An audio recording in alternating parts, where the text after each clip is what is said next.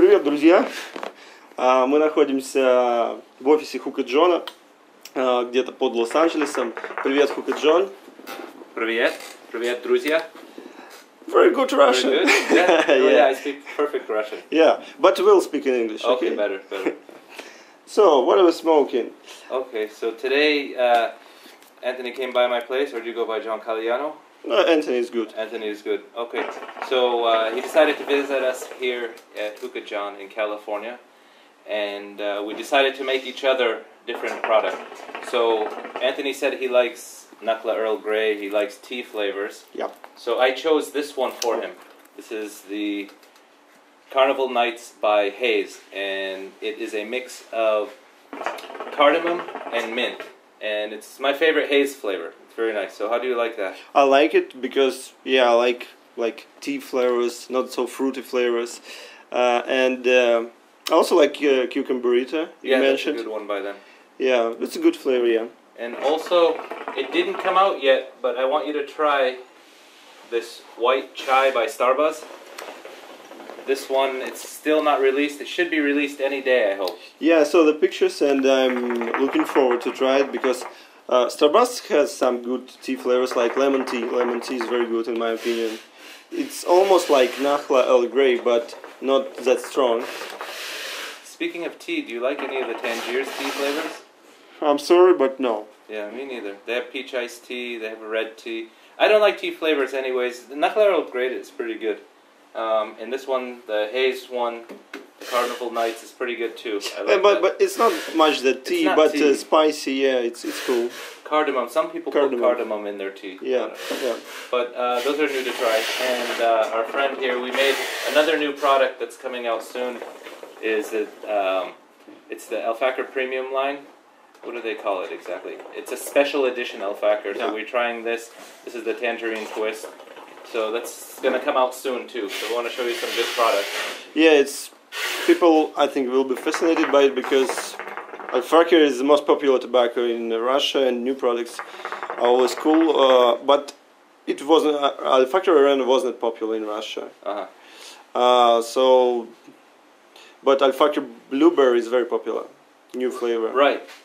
Speaking of blueberry, you want to tell them what you made for me? Yeah, I made for John one of my favorite mixes. It's Starbucks Lebanese Bombshell with Nakla Blueberry. Nakla Blueberry is kind of sweet, and Lebanese is, I don't know how to describe this. It's kind of spicy. It's a little sweet. It's one of my favorite Starbucks flavors, the Lebanese Bombshell. It's very cool because it's my favorite also.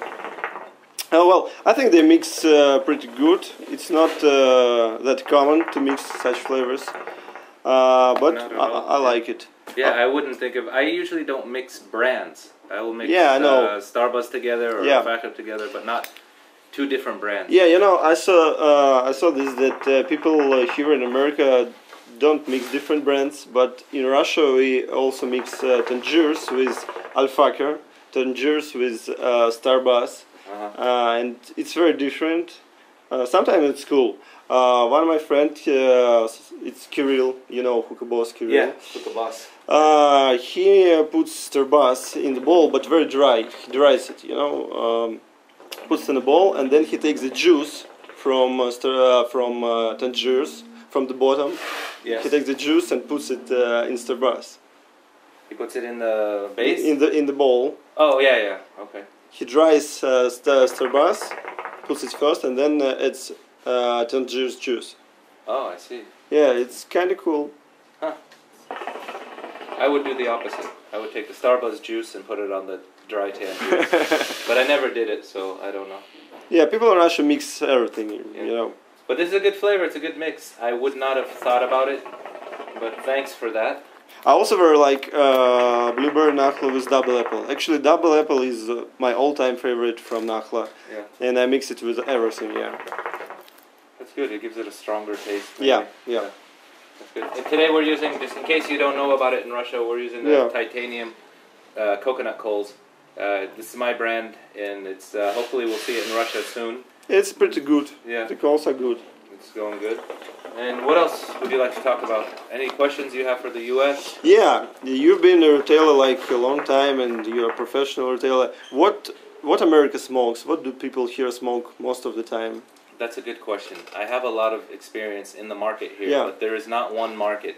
You have the online market. Yeah. The online market, from my experience, there's a lot of Tangiers fans. There's a lot. Then I'd say Starbuzz. Then you have Fumari, and then you have Al-Fakr and Nakhla. So Tangiers is your number one. Yeah, Yeah? I'd say so. Between them and Starbuzz. Mm-hmm. Then you have the grocery store market. Yeah. And these ones, Nakhla and Al-Fakr, do a lot better. Because they're cheaper?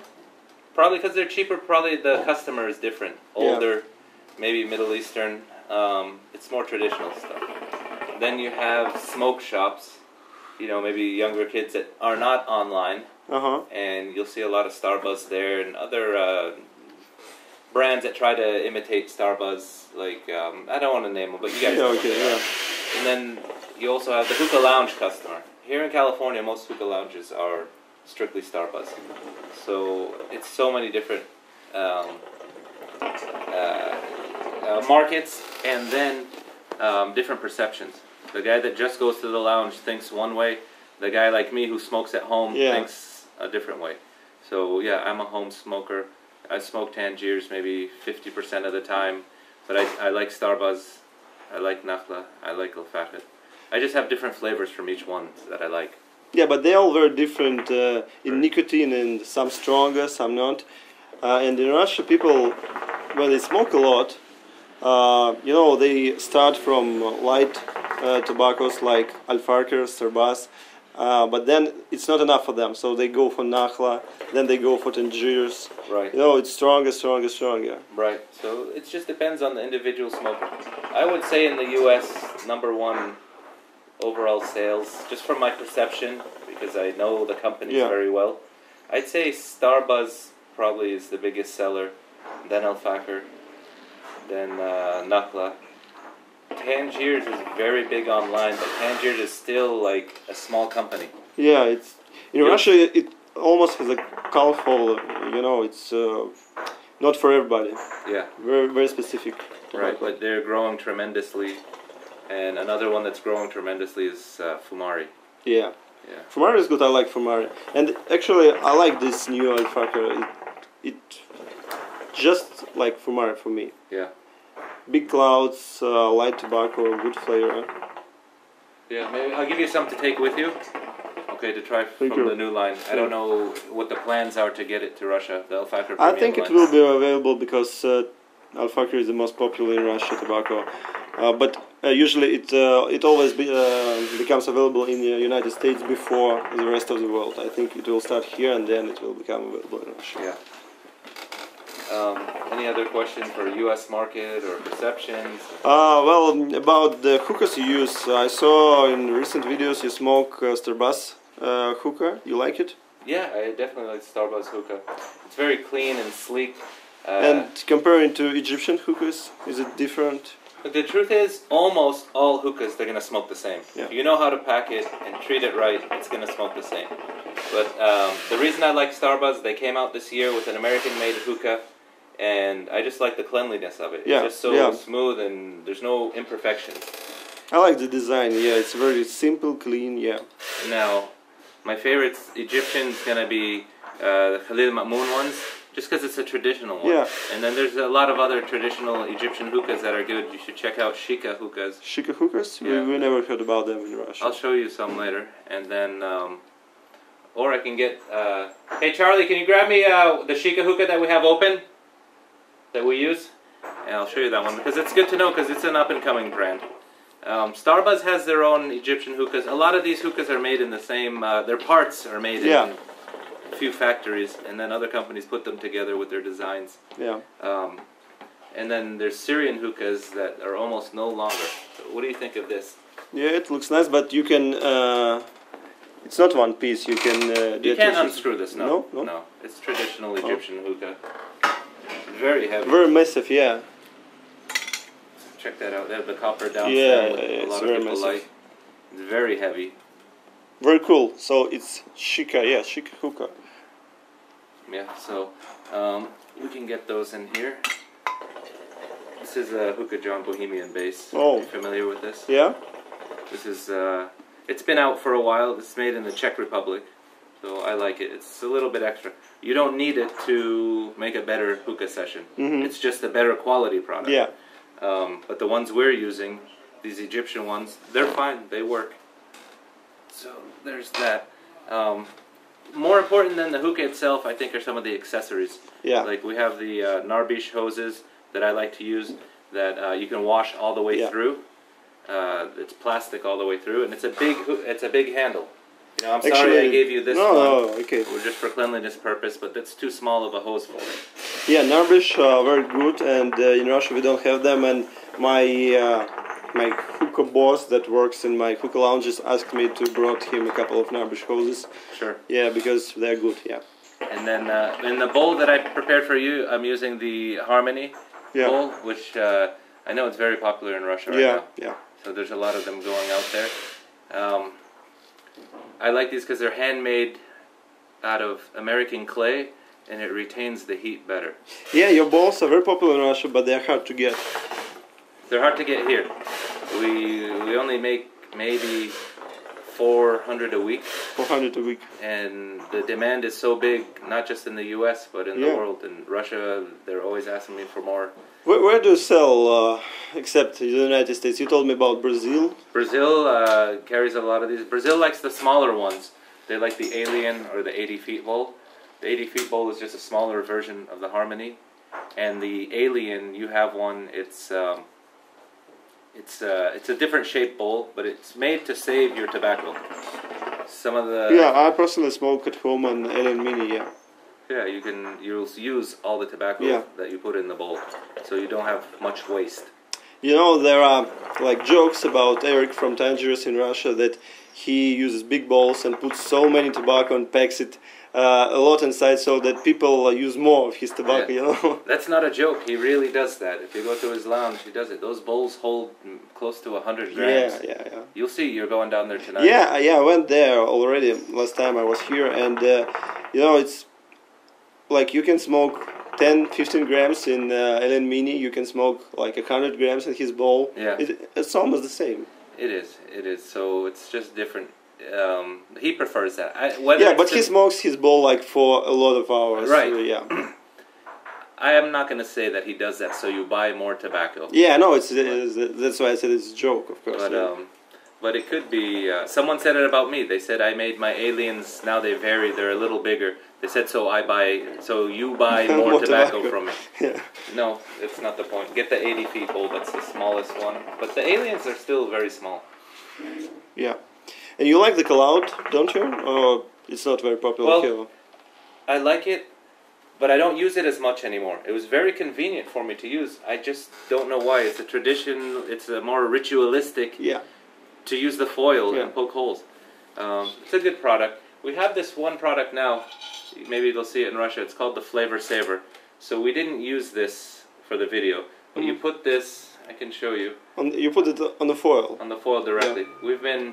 We spent too much time here talking, so before we made the video, so the coals, they're dead. But you would put this here, and you put your coals on top. Now this is very good for Tangiers, because it takes away the heat for it. You know, in Russia, people make such things from the foil. They make it from the foil, yeah. You can make it, or you can buy it. Doesn't matter. You know, some people choose to buy it, some people make it. You know, it's still... some people say they go to Home Depot and make it. Like, you're still spending the money for whatever you're buying. Well, a lot of people in Russia are making their own versions of Cloud.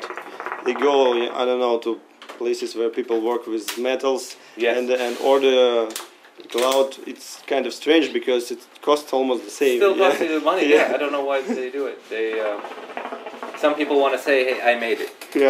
But, like, I don't want to buy it, I made it myself, Anyways, what else? What else? Let me ask you about Russia. How is the hookah scene in Russia for the American viewers? For the American viewers, well, hookah scene in Russia is huge. It's a very big market, and a lot of people smoke hookah. You know, people here smoke a lot at home, but in Russia they also smoke a lot in hookah lounges. There are like millions of hookah lounges in every big city, and you can find hookah in every restaurant, and it's above the law, because there is a law that you can smoke hookah in public places, you can smoke cigarettes in public places, but still people smoke it, and a lot of restaurants now using like steamed stones, non-tobacco stuff. I don't like it, and many people don't like it, but this is the law right now. Right, right. Yeah, we don't have that problem in the U.S., but hopefully it stays this way, because they're cracking down in a lot of different cities. Yeah. So yeah. But here vaporizers are very popular. I saw vaporizer bars, like vaporizer lounges, where you come and you smoke electronic cigarettes or vaporizer. For me, it's very strange, because what people are doing there, you can buy it and smoke it. Yeah, anywhere, almost in your car when you're driving. Yeah. The experience doesn't change if somebody brings it to you or you smoke it yourself. I mean, maybe the experience in hookah experience may change if you make it at home or you smoke it in a lounge. But if we're going for vaporizers, it doesn't matter. Right, right, it doesn't. I'm gonna visit you in Moscow one day. I don't know when, but I will go that check would it be out. cool, because we have very good hookah lounges in Moscow. We have a bar in Moscow with good cocktails, good alcohol. But here in America, alcohol is much better. Really? We have so wide selection of rye whiskey. We don't have it. Right. Yeah, rye whiskey. It's more of an American whiskey.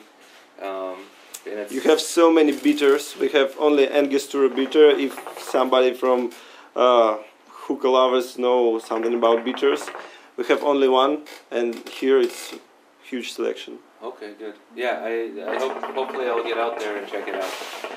So if there's not anything else, Well, I wanted to ask about the worldwide market that you saw. Oh, go on. It's okay. You said you sell to Brazil. You sell, I think, to Europe. Yeah. Right. People there, they buy different stuff, or they also buy like tangiers, alien balls. Yeah, they buy everything in the worldwide market. It seems like the UK is mainly Alfakar and Starbuzz, but they're getting more and more into the other brands like Fumari and Tangiers. Brazil is big on Tangiers as well as Fumari. I don't think we sell any Alfakar or Nakhla to Brazil because they have it. Yeah, there. they have it. So basically we can say that the whole world market for tobacco is almost the same, and people are trying to buy Starbuzz, Tangiers, Fumari. So hookah lovers all over the world, they love the same. Yeah, definitely. I know there's so many other brands that are not in the U.S., but I feel like a lot of them are. It's a very similar experience. Yeah. You know, so worldwide, yeah, it's different. I'd like to go to some traditional places like Turkey. Yeah, they make their own. They smoke different tobacco. there. Yeah. They smoke Bahrain. I don't know. Have you heard about it? Sherbetli. Yeah, I've seen that brand. I got it in the airport once. It's quite good. Yeah. Yeah. But the most different part is the coals. They use natural wood coals. Right. They don't give so much heat, so you don't overheat the bowl. Right.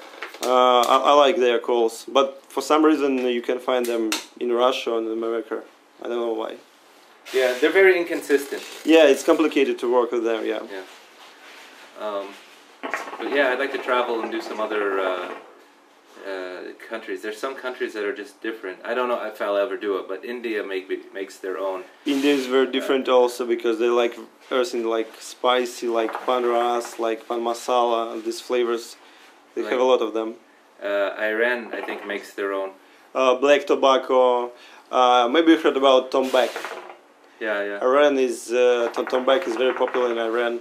Black tobaccos. Right.